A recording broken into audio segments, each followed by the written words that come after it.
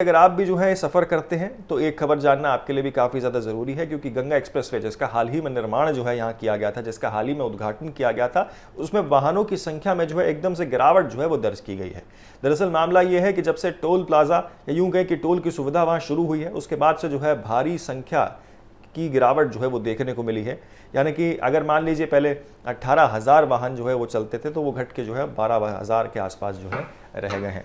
असल में मामला यह है कि देश के सबसे लंबे एक्सप्रेसवे में शामिल गंगा एक्सप्रेसवे का सफर तो आसान हो गया है, लेकिन टोल टैक्स शुरू होने के बाद यहां वाहनों की संख्या में बड़ी गिरावट दर्ज की गई है। मेरठ से प्रयागराज तक बने इस एक्सप्रेसवे पर पहले जहां रोज करीब 18,000 वाहन दौड़ रहे थे, वहीं अब यह संख्या घटकर करीब 12,000 हो गई है। हालांकि वीकेंड पर ट्रैफिक में फिर से जो है बढ़ोतरी देखने को मिल रही है। मेरठ से प्रयागराज तक करीब 594 किलोमीटर लंबा गंगा एक्सप्रेसवे ने पूर्वी और पश्चिमी उत्तर प्रदेश के बीच सफर को जो है तेज और आसान बना दिया है। लेकिन टोल टैक्स लागू होने के बाद इस एक्सप्रेसवे पर वाहनों की आवाजाही में उल्लेखनीय कमी दर्ज की गई है। प्रधानमंत्री नरेंद्र मोदी ने 29 अप्रैल को हरदोई से गंगा एक्सप्रेसवे का उद्घाटन किया था। उद्घाटन के बाद शुरुआती 15 दिन तक एक्सप्रेसवे तक जो है सफर पूरी तरीके से इसका आसान हुआ था।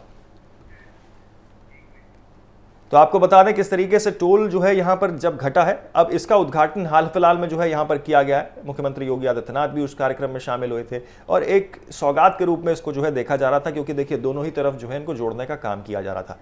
यानी कि पूर्वांचल से लेके पश्चिम जो उत्तर प्रदेश है उन दोनों को जोड़ने का काम यहाँ किया गया था। लेकिन एक उल्लेखनीय गिरावट जो है वो दर्ज की गई है। दरअसल उद्घाटन के शुरुआती 15 दिनों तक एक्सप्रेसवे पर सफर पूरी तरीके से निःशुल्क रहा था। इस दौरान बड़ी संख्या में लोग नए एक्सप्रेसवे का अनुभव लेने पहुंचे और रोजाना करीब 18,000 वाहन इस मार्ग से गुजरते थे। हालांकि 16 मई से टोल वसूली शुरू होते ही तस्वीर बदल गई। अब प्रतिदिन गुजरने वाले वाहनों की संख्या घटकर करीब 12,000 रह गई। यानी टोल लागू होने के बाद लगभग 6,000 वाहन प्रतिदिन जो है वो कम हो गए हैं।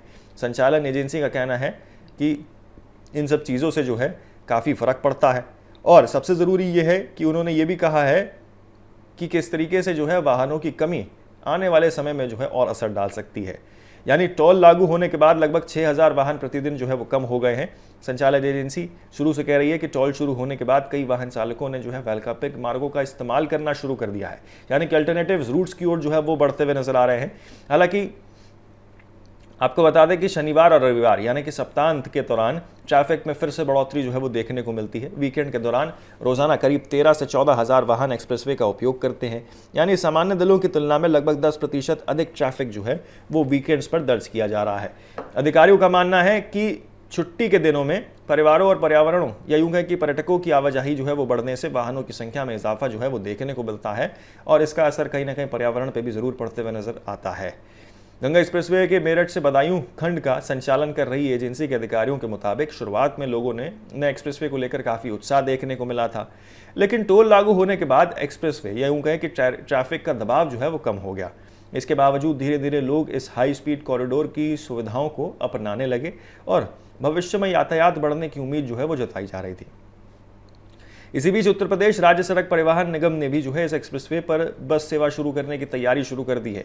मेरठ के क्षेत्रीय प्रबंधक दीपक चौधरी के अनुसार मेरठ से प्रयागराज तक रोडवेज बसें संचालन के प्रस्ताव पर मुख्यालय की ओर से जो है चर्चा जारी है।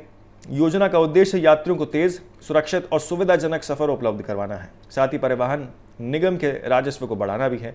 स्थानीय लोगों का मानना है कि गंगा एक्सप्रेसवे केवल 2 शहरों को नहीं बल्कि पूरे पूर्व और उत्तर प्रदेश यानी कि पूर्वांचल और पश्चिम उत्तर प्रदेश को जोड़ने वाला एक बहुत ही महत्वपूर्ण मार्ग जो है वो बनेगा।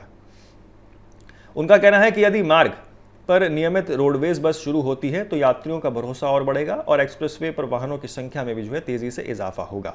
फिलहाल टोल टैक्स लागू होने से ट्रैफिक में कमी जरूर आई है, और वीकेंड पर जो है बढ़ती आवाजाही ये संकेत दे रही है कि आने वाले समय में गंगा एक्सप्रेसवे जो है प्रमुख एक परिवहन लाइफलाइन बन सकता है।